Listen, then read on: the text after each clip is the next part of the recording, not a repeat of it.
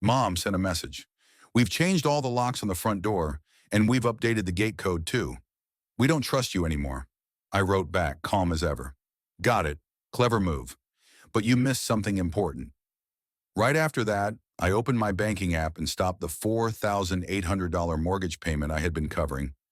Yes, even after they decided my sister was the one who deserved the house. 2 days later, I got an email. This one wasn't from my mom.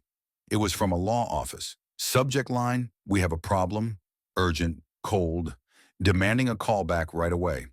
I never called. There was no need, because by then, it was done. Let me rewind though, because these things don't start with betrayal. They start with something that pretends to be love. They start with a kid who says yes over and over, hoping someday it'll finally mean something. Hoping they'll say thank you. Hoping he'll matter. That kid, that was me. For years. I picked up the slack, solved their problems, paid their bills, held everything together. They called it help, until I stopped helping. The morning they changed the locks, something else had already changed. Me. And truthfully, I didn't even think I was helping them anymore. I believed I was saving them, saving the family, the home, trying to keep the peace. If someone had asked back then, I'd have shrugged and said, I'm just pitching in. I can handle it. But it was never just a favor. I had been covering their mortgage for nearly 4 years. $1,800 a month, every month, no breaks, automatic, steady. Like I was paying a silent tax for being the one who could. And it didn't stop there. Utilities, on me. Property insurance, also me. Internet, covered. That emergency roof repair after a storm, I paid for it with my credit, my money, my name on every bill. Not once did they say thank you. Megan, my sister, always had a new situation. Maxed out credit card? I paid it down. Her car needed brakes? I paid for that too. Daycare costs too high? I sent money, just until she got it figured out, she said. 3 years later, she was still figuring it out. And through it all, I never said no. Not once. Because I believed that's what family does. Turns out that's exactly what they were banking on. The first real crack showed up one random Sunday afternoon. I was waiting on a grocery pickup, scrolling through Facebook, when I saw it. A photo. Megan, my parents, the kids, standing proudly in front of the very house I'd been paying for. They were holding a sign, Home Sweet Home, a gift from Megan. The caption from Mom read, so proud of our daughter for building a future we can all share. This home is in the right hands. I had to read it twice. Megan's house, the right hands. Not a single word about me. No tag, no mention. Not even a casual, thanks to Tyler for his support. Just big smiles. On a porch I paid for. The comments were even worse. Hearts, clapping, all the she's such a strong woman emojis. She's such a rock for your family. Megan, you deserve every inch of that house. Even my aunt chimed in, cheering her on. I wanted to hurl my phone across the room, but I didn't. I just sat there, staring, like I was looking at a bruise I wasn't ready to press on yet. A few days later, I called the bank, just to double-check something. I wanted to be sure the mortgage was still under my name. It was. But then the woman on the line added, almost like it was nothing. Looks like someone submitted a request last week to switch the primary contact to a Miss Megan Rhodes. My stomach dropped. They didn't finish the verification, she said, but the documents are already in motion. I hung up without saying another word. Then I pulled up my bank statements. That's when I saw it. An extra $2,400 had disappeared from my checking account. It was a transfer to a card I hadn't touched in years, but I recognized the number instantly. Megan's old emergency visa, the one I paid off 2 years ago when she was between jobs. I sent her a text. Calm, director. Me. Did you use my card again? Megan. Don't make this into a thing, Tyler. We needed groceries. The kids needed shoes. I thought we were still sharing that one. Me. No, we weren't. She didn't reply, but my mother did. Mom. Sweetheart, Megan's dealing with a lot right now. She told me she'd pay you back. Let's not turn this into a family feud over a few dollars. A few dollars. Apparently $2,400 was a few dollars when it came out of my account. But when Megan missed a phone bill, everyone acted like the sky was falling. Then came the group chat. They had renamed it Family Circle, even though I never changed the name. Someone posted a meme, a guy handing over his wallet. The caption read, "Big Brother Energy, pay now, ask never." My cousin replied, "Tag Tyler." Another chimed in, "Yo, think you could take care of my student loans too?" Even my dad had a laugh. "Only if you name your kid after him." Gotta keep the donor happy. I stared at the screen. Not one person defended me. No counter joke. No, he's done enough. I left the chat. They added me back. I left again. Then I blocked them all. But none of that even came close to what happened on Friday. I was in the backyard mowing the lawn, the same yard I'd been taking care of for 3 summers now. Because in my dad's words, why pay someone when you're already here? The mower coughed and stalled, so I stopped to grab some water.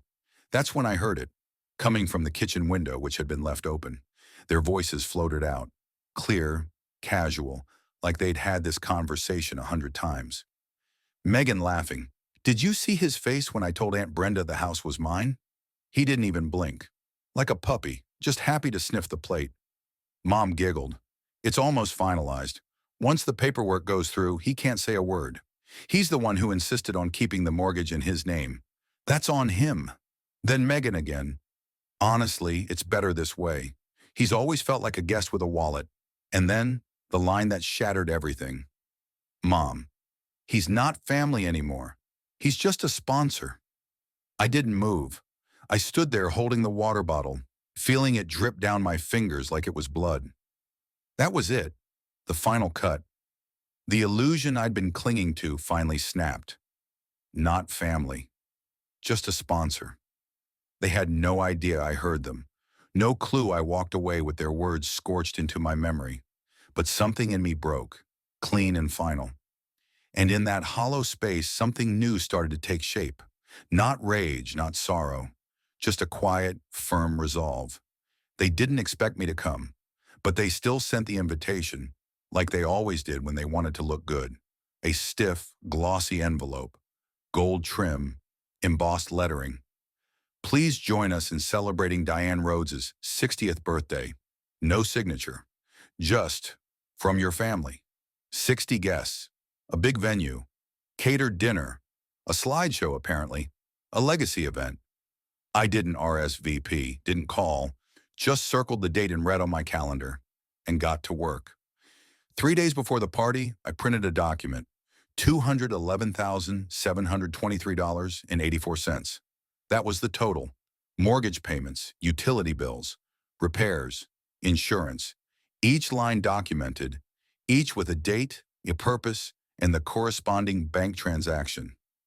I saved everything to a USB drive, along with the audio I'd recorded through that open kitchen window. He's not family anymore. He's just a sponsor. Screenshots from the group chat where they made me the punchline, photos of receipts, and the email where Megan had tried to transfer the entire property to her name. If she wanted the house, then she could take the debt too. Simple math. I texted my grandfather that morning. He didn't reply, but I didn't need him to. The venue looked exactly as I imagined. White tablecloths, towering balloon columns, a projector flashing baby pictures and summer vacations. Waiters in crisp black ties, cousins in cocktail dresses, and my mother, draped in emerald green, posing in front of a sign that read, "A house is not a home without family." I nearly burst out laughing. I walked in 10 minutes late, on purpose. Heads turned, some smiled, some froze. Megan saw me, blinked, forced a grin, turned away.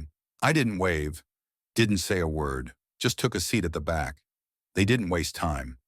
Megan gave the first speech, all about sacrifice, love, the power of family. She said this past year had brought everyone closer. Behind her, the projector showed a photo of the house. The caption, "Built with love, passed down with purpose." No mention of me. Then came the toast.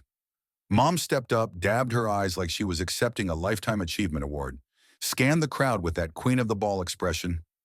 I'm so proud of my daughter Megan. She's shown what legacy truly means. And I'm grateful that this home, our home, will remain in the right hands. Applause, smiles all around. Then I stood, calmly, slowly, and walked straight to the microphone. I wasn't planning to speak tonight, I began, keeping my voice steady. But since we're throwing around the word legacy, let's go ahead and do the math. The projector blinked, and then the audio played. My mother's voice came through the speakers, cold and sharp. He's not family anymore. He's just a sponsor. Then Megan's laugh. Like a puppy sniffing the plate, gasps rippled through the room. A few guests leaned in. One woman's wine glass slipped from her hand and shattered. I tapped the clicker again. The screen shifted. Group chat screenshots now. Tag Tyler. Only if he renames his kid after the bank. Click. A breakdown of payments appeared. $4,800 multiplied by 48 months. Repairs, maintenance, property taxes. If this house now belongs to Megan, I said, then I'm here to collect. This isn't a favor, it's a bill. I held up a thick printed stack, 211 pages, all stapled. Silence. Then Megan burst out, voice shrill. Are you serious right now? Dead serious, I said. Unless, of course, you prefer to call it theft. It was a gift, my mother snapped. I took a step forward, unfazed. Interesting. I don't remember signing any gift certificate. What I did sign was every single check. My father shot up from his chair, looking ready to charge. I turned calmly in his direction. Do you really want to talk about that loan application you filled out, using my name as a co-signer, without ever telling me? Because I brought that paperwork too. He sat back down. Hard. And that's when the door creaked open. My grandfather stepped inside. Not a word spoken at first. He walked slowly to the front of the room, picked up the microphone, and looked around. You raised a thief, he said, eyes locked on my father, and a coward. You tried to bury your own son in silence. But here's the thing about mud. It never hides footprints for long. Then he turned to me. The trust belongs to you now, he said, the one your father tried to reroute. I changed it last week. Megan's name? It's gone. Completely removed. A wave of gasps again. Faces frozen. My mother's expression cracked in half. Megan nearly collapsed, clutching the back of a chair for balance. You want legacy? Grandpa said, facing them both. Then earn it. The hard way. And with that, he dropped the microphone, literally, and walked right out. I placed the printed invoice on the gift table, right next to the boxed wine and stacks of old family photo albums. You changed the lock, I said, loud enough for everyone to hear. Well, I changed my future. I'm not your donor anymore. I'm your debt collector. Then I turned and walked out. I didn't stop for cake, didn't offer goodbyes, didn't look back. The party was finished, and so was the lie. The next morning, I woke up to 57 unread messages. The first was from my mother. You humiliated me. On my birthday, you made a mockery of your own family. Then one from my father. I don't care what you think you're owed. You're not getting a single cent. Megan didn't message me, but she posted a black screen to her Instagram story. White text across it read, "Some wounds come from the people who were supposed to heal you." The comments poured in. You don't deserve this. Stay strong, Mama. Family will destroy you faster than strangers ever could. None of them knew she once called me just a wallet behind a closed window. None of them saw the invoice, but someone else had. 2 days later, my phone rang. Unknown number. I answered, curious more than anything. Mr. Rhodes? A calm, polished voice said. My name is Jason Whitaker. I'm an attorney representing your parents. I'd like to discuss a possible financial resolution. I didn't say a word. They're not interested in litigation, he continued. They'd prefer this be resolved quietly. No press, no social media. In return, they're prepared to offer a settlement. I leaned back in my chair. Let me guess, I said. Half of what I'm owed in exchange for my silence? A reasonable amount, he replied. considering the informality of the original arrangement. I almost laughed. Jason, I said, I have every receipt, every transaction, every deposit. I even have their voices on tape, admitting everything they did. I'm aware, he said stiffly. That's exactly why we're calling. Then here's how this works, I told him. Full repayment, every last cent, or I file a public claim and attach the audio recordings as evidence. You've got 72 hours. He hesitated. Understood, he said at last. We'll be in touch. Exactly 72 hours later, the wire cleared. $211,723.84. The note read, reimbursement settlement. No further liability acknowledged. It didn't come from my parents' personal account. Not even Megan sent the payment. It came from a private business account registered to someone I didn't recognize, probably a panicked friend of my dad's, or maybe a loan shark they ran to in desperation. Honestly, that made it even more satisfying. I printed the confirmation, filed the documents, backed them up 6 different ways. I didn't respond. No thank you, no message, not a word. I wasn't interested in reconciliation. I was there to be paid. 1 week later, I uploaded a video. The background was clean, my voice steady, no anger, just truth. Some people say closure means forgiving the people who hurt you. For me, closure showed up as a wire transfer, $211,723.84. That's what 4 years of silence, compliance, and funding someone else's fantasy cost me. They used to call me family. Then they called me a sponsor. Now they can call me settled. I blurred the account details but left the amount clear. This isn't about hate, I said in the video. It's about facts, and facts come with receipts. The post blew up, again, even more than before. Therapists reposted it. Adult children of toxic families stitched their own stories onto it. One guy messaged me and said I inspired him to cancel the car lease he'd been paying for his mother. I didn't reply. That same day, a voicemail came in. My father. So that's it, huh? He started. You think money solves everything? You think this means you won? You're not part of this family anymore. I didn't listen to the rest. I just hit delete. They changed the locks. I rewrote the rules. Now, I live in a small, modern apartment. Big windows, no noise, no family group chat, no late-night texts asking for a quick favor, no passive-aggressive messages pretending to be concerned, no guilt masked as love. People ask me sometimes, does it hurt? Cutting ties, walking away? It doesn't, because I didn't cut them off. I broke free. And freedom, as it turns out, costs exactly $211,723.84. People still ask, do you feel lighter now? They mean, did it work? Did cutting them off bring you peace? And I tell them the truth. I don't feel lighter. I feel clearer, because peace doesn't always feel like floating. Sometimes it feels like grounding, like standing tall in your own skin for the first time. They disappeared, just like I knew they would. No calls, no letters. No, we miss you. Just silence. Not the kind that stings, the kind that confirms what you already knew. I was never their son. I was a service. And once I stopped serving, I stopped mattering. 2 months later, I finally remembered how to enjoy mornings. Sunlight through clean windows. The sound of coffee brewing. No notification dings. No group chat pings asking, can you send something real quick? No sarcastic, guess who hasn't called their mother lately? My phone is still. My hands don't shake anymore. And I've stopped hoping someone will ask how I'm doing unless they truly want the answer.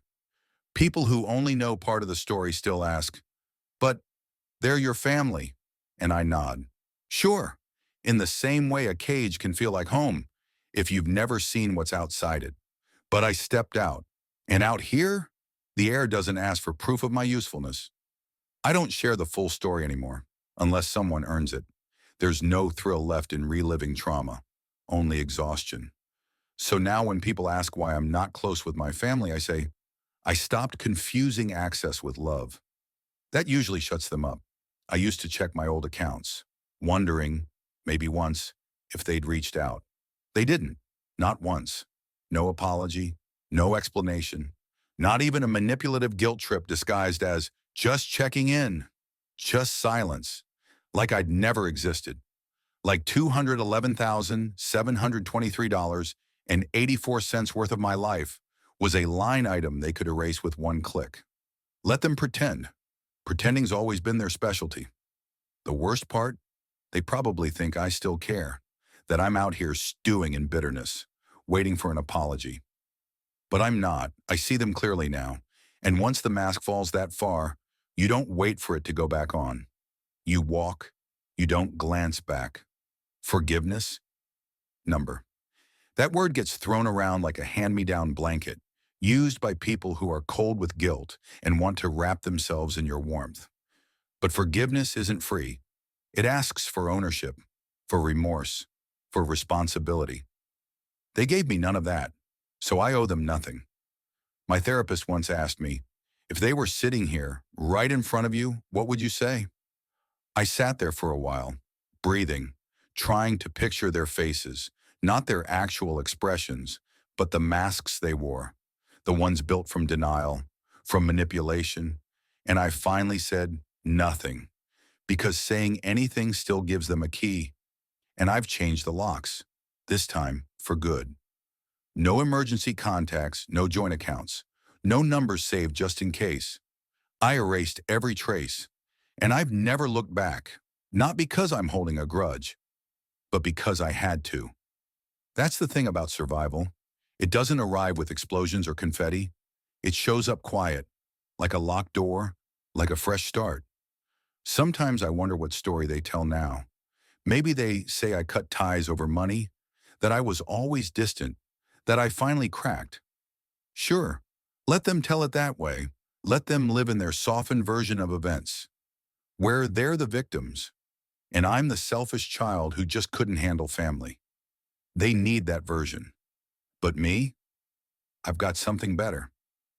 I have the truth, and the truth doesn't plead. It doesn't bend under pressure or beg to be liked. It doesn't change depending on who's asking. The truth just sits there, calm, still, permanent, like I did. And now? Now I live. Not in some revenge fantasy, not in a dream of justice or closure, just in reality, simple, ordinary, mine. I work, I sleep. I laugh when something's actually funny. I eat when I'm hungry. Not when someone guilts me into another family dinner where I'm expected to pick up the check and get ignored the second I put the card down. I still remember something my mom once told me years back. If you ever left, this whole family would fall apart. And she was right. They did. But I didn't. I didn't fall. I didn't break. I didn't become some bitter shell waiting for apologies that were never coming. I just stopped. Stopped waiting. Stopped explaining. Stopped giving. Not to prove anything. Not to make a point. Just because it was time. Time to be done. Not dramatically. Not even loudly. Just done. The kind of done that looks like a phone with no missed calls. An inbox cleared of guilt. A blocked number that never rings again. No forwarding address. No farewell letter. Just me. Still here. Still whole. And finally, free.